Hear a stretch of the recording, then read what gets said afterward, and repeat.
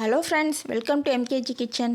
நாம் இன்றைக்கி பார்க்க போகிறது சூப்பரான சப்பாத்திக்கு ஏற்ற மாதிரி, சப்பாத்தி மட்டும் இல்லைங்க, இட்லி தோசை எல்லாத்துக்குமே மேட்ச் ஆகும் ஒரு வெஜ்ஜு குருமா தான். ரொம்ப சிம்பிளாக எப்படி செய்யலான்றதை பார்க்கலாம் வாங்க. அதுக்கு ஒரு குக்கர் எடுத்துக்கலாம்.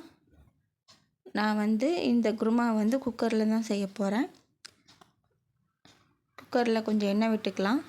எண்ணெய் சூடானதுக்கப்புறமா இதில் பட்டை, கிராம்பு, சோம்பு இது மூணும் போட்டு நல்லா பொரித்து எடுத்துக்கோங்க. இது பொரிஞ்சு வந்ததுக்கப்புறமா இது கூட 2 பெரிய வெங்காயம் கட் பண்ணி வச்சுருக்கோம், இதையும் சேர்த்துக்கலாம். இந்த வெங்காயம் நல்லா வதங்கட்டும். நல்லா வெங்காயம் கண்ணாடி பதத்துக்கு வந்திருக்கு. இப்போ இது கூட 1 ஸ்பூன் அளவு மட்டும் இஞ்சி பூண்டு விழுது சேர்த்துக்கலாம். இதுவும் நல்லா வதக்கி விட்டுலாம். பச்சை வாசனை போகிற அளவுக்கு நல்லா வதக்கி விடுங்க. பாருங்கள், இப்போது இதில் நான் உருளைக்கிழங்கு, கேரட்டு இது 2 காய் மட்டும் கட் பண்ணி வச்சுருக்கேன். காய் கொஞ்சம் பெருசாகவே போட்டிருக்கேன். ஏன்னா குக்கரில் வேக வைக்கிறனால நமக்கு காய் கரைஞ்சிரும். அதனால் காய் நான் பெரிய சைஸாக போட்டிருக்கேன். நீங்கள் பாத்திரத்தில் வேக வைக்கும்போது சின்னதாக கட் பண்ணிக்கோங்க. இப்போ இதுக்கு கொஞ்சமாக உப்பு போட்டு இதை நல்லா எண்ணெயில் வதக்கிக்குவோம். இந்தளவு வதங்கினதுக்கப்புறமா இதுக்கு தேவையான மசாலாலாம் சேர்த்துக்கலாம். மஞ்சள் தூள் 1/4 ஸ்பூன், மிளகாய்த்தூள் 1 ஸ்பூன், கரம் மசாலா ஒரு 1/2 ஸ்பூன், வாசனைக்காக கொஞ்சமாக கறி மசாலா சேர்த்துக்கோங்க. இப்போ இது எல்லாத்தையும் நல்லா எண்ணெயிலே வதக்கிக்கலாம். இப்போது இதில் நறுக்கி வச்ச தக்காளி பழங்களை சேர்த்துக்குவோம். ஒரு 3 தக்காளி சின்ன சைஸாக எடுத்து கட் பண்ணி போட்டுக்கோங்க.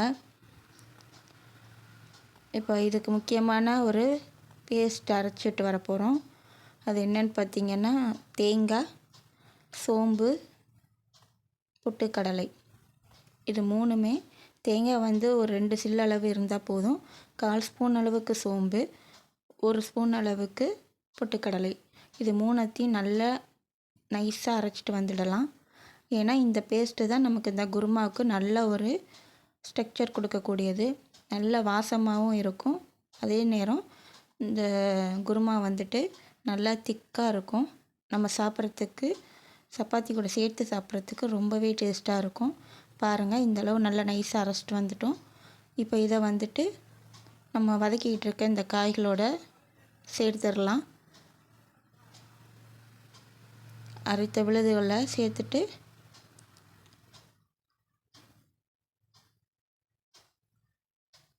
இந்த டைமில் நாம் கறி மசாலா 1/4 ஸ்பூன் அளவுக்கு சேர்த்துக்குவோம். இப்போ அரைத்து வைத்த விழுதுகளையும் இதனோட சேர்த்துட்டு நம்ம இதை சேர்க்கும்போது ஹை ஃப்ளேமில் வைக்காமல் லோ ஃப்ளேமில் வச்சே செய்கிறேங்க. ஏன்னா தேங்காய் அரைச்சி ஊற்றிருக்கனால லோலே வச்சு செய்கிறது நல்லது. இப்போ இதுக்கு தேவையான அளவு தண்ணியும் சேர்த்துக்கிட்டு இந்த டைம் நாம் உப்பு கொஞ்சம் சேர்த்துக்கலாம். உப்பு பார்த்துட்டு நமக்கு எந்த அளவுக்கு காரம் தேவையோ பார்த்துட்டு காரம் கூட இந்த டைம் கொஞ்சம் சேர்த்துக்கலாம். இப்போ குக்கரை வச்சு மூடி வச்சிடலாம். குக்கர் 2 விசில் விட்டதும் பாருங்கள், நமக்கு அருமையான சூப்பரான ஒரு குருமா ரெடி ஆகிடுச்சு. இப்போது நம்ம கொத்தமல்லி, கருவேப்பிலையை அப்படியே போட்டுக்கலாம். இது மேலே நம்ம வதக்கும் போது கூட இந்த கொத்தமல்லிகளை சேர்த்துருக்கலாம். ஆனால் நம்ம இறக்கிட்டு போடும்போது இன்னும் கொஞ்சம் நல்லா அது பச்சையோட வாசனையோட நல்லாயிருக்கும். பாருங்கள், இந்த குருமா நல்ல காய் நான் கொஞ்சம் ஓரளவு பெருசாக போட்டதுனால நமக்கு குக்கரில் கரையாமல் அப்படியே இருக்குது.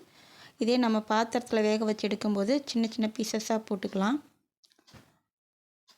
இது இப்போது ஆறுனதுக்கப்புறமா பார்த்திங்கன்னா இன்னமும் கூட இந்த குருமா நல்ல ஒரு திக்கான ஒரு பதத்துக்கு வரும். பாருங்கள், முதல்ல காட்டினதுக்கும் இப்போ கொஞ்சம் ஆறிட்டுருக்கு. எந்த அளவுக்கு திக்காக இருக்குன்னு பாருங்கள். இந்த குருமா நம்ம வீட்டில் செய்யும்போது நல்ல ஒரு மனம் வரும். செஞ்சிட்ருக்கும்போதே சூப்பரான டேஸ்ட் வரும். எப்படா சாப்பிடுவோன்ற அளவுக்கு. வீடியோவுக்காக சொல்லலைங்க, உண்மையாகவே செம டேஸ்ட்டாக இருந்தது இந்த குருமா. கண்டிப்பாக நீங்களும் மிஸ் பண்ணாமல் செஞ்சு பாருங்கள். அதிக பொருட்கள் எதுவுமே இல்லை. அதே மாதிரி நம்ம குக்கரில் செய்கிறனால நம்ம எல்லா பொருட்களும் ரெடியாக வச்சுக்கிட்டோம்னா சீக்கிரமாக நம்ம ஒரு சட்னி அரைக்கிற டைமுக்குள்ளே செஞ்சு முடிச்சிடலாம். அவ்வளோ ஈஸியான ரெசிப்பிங்க. நல்ல ஒரு வெஜ்ஜு குருமா மாதிரி இருக்காது, நான்வெஜ் சுவையில் இருக்கும். சூப்பராக டேஸ்ட்டில் நீங்களும் ட்ரை பண்ணி பாருங்கள்.